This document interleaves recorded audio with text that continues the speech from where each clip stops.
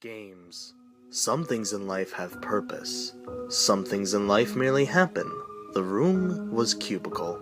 A dirty, stained brown carpet that would make even a homeless man cringe was disguised in the darkness of the night.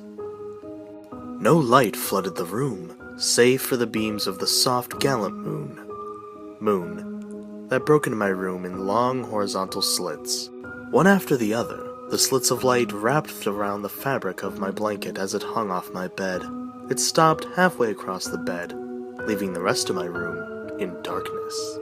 Nothing for furnishings decorated my room. Wooden paneled walls with small holes from nails and thumbtacks is all I have to my name, along with my bed and some articles of clothing. I can smell the open plastic tub of peanut butter. The tub of peanut paste laid in my open suitcase next to a loaf of moldy wheat bread wrapped in plastic. As I lay here, silently staring at the stucco decoration on the ceiling, I think back to my younger days, and how I used to be quite fond of hide and seek. Does anyone remember ever playing hide and seek as a child? You would wait under a cloth table in the darkest place you could find, making blankets and piles of clothing, ramshackled visual cover from the person seeking you. Your heart would race with heavy thumps so loud you thought the seeker could find you. You would watch from under the bed, from beneath a crack in the covers or an opening between a shirt and some jeans, watching their sneaker-clad feet pace as they searched and take a moment to ponder. "Don't find me, don't find me." Those words pound in your head. The thoughts so full and audible while you're thinking that your breathing gets heavier and a pile of clothing or your misshapen blanket starts to move. And in the dead silence came the faint sound of someone breathing loudly through their nose or mouth. You feel your protective shell leave you, and now no longer are you safe. Found, you help find the rest of your friends. It was over as that feeling of possibly winning left you in a sigh of disappointment, as you lifelessly staggered to find the others who were hiding. I smiled as recalling how I would wittingly save my breath when I hear the seeker enter the room. My lungs would burn after 30 seconds, and pure will forced me through my barrier of comfort. When he left, I exhaled as quietly as possible, and inhaled, taking sweet, precious breaths. I was quite fond of tag in my younger days as well. As a child, have you ever played tag? You're running, keeping your distance from the chaser who's it. Your body is in a hot sweat, as you make sure to stay back. If you're smart enough to stay in a flock and disperse when he draws near, when suddenly you become the new target of interest. You turn, hitting the ground running, trying to make distance, and hopefully whoever is chasing you will lose interest. However, you're already exhausted and you feel your muscles shutting down. Your calves, knees, and thighs becoming numb and sore as you exert every last ounce of energy to the preservation of your ultimate goal, keeping away. You felt you were in the home stretch. Heading to base, you feel the sudden hand touch you, cupping your shoulder as if whoever was chasing you along was right by you, or just out of reach. He smiles, saying it is your turn to chase the others. Tired, you become the new it, and assume the role of chasing the other people amidst your group. I've been playing those two games for far longer than any adult should have. I'm 32, and I'm tired of these games.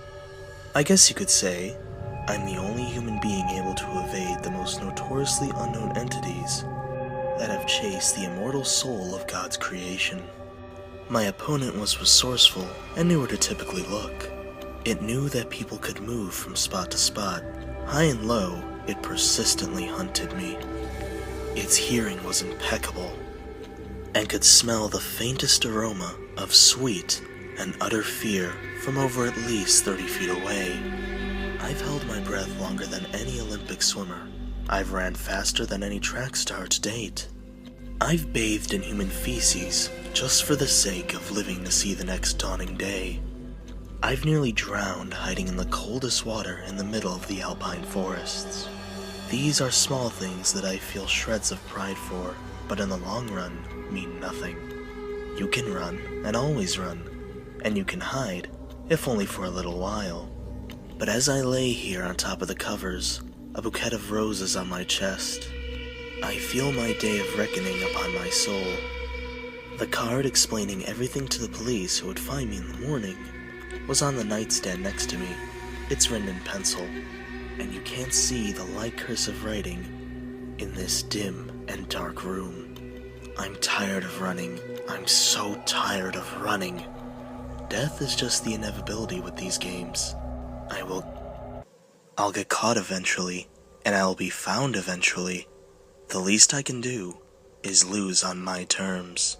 A black tux graces my tired and fit body. Diamond cufflinks and white spats decorate me further. The constant slivers of moonlight were interrupted as a wave of darkness passed through them.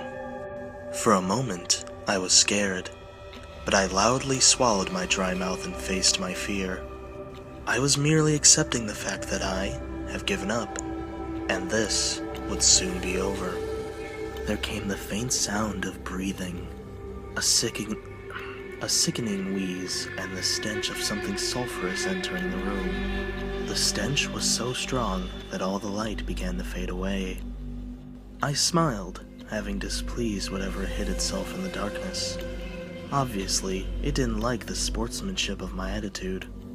There were long minutes of unanswered silence before the stench drew closer. Leave the roses to let all the others know. You can do me this one favor, not out of pity, but out of respect for our rivalry. The sound of a howling wind erupted from the dead silence as I felt my body twisting in the depths of what was most likely the eternal resting place for my soul. 4 in the morning. Plenty of blue and red sirens flashed through the windows of neighboring slums. People came out to view the ruckus as a detective walked carefully through the motel and into the quarantined room, dodging tape and other officers as he readied his badge. The lights were on in the room, and everything was neat. There wasn't a drop of blood, not even an imprint of the body on the sheets. Just the bouquet of roses, the note, no corpse or evidence of murder. An officer right by the door looked in curiously, an inexperienced rookie who was new to the force. "What's it say, detective?" he asked curiously. "It says you should mind your own business, Malwinski." The young blood settled with the sarcastic, rude remark, and returned to guarding the crime scene for any reporter trying to get the local scoop. He looked at the envelope. It made no sense to him at all. Was this a suicide?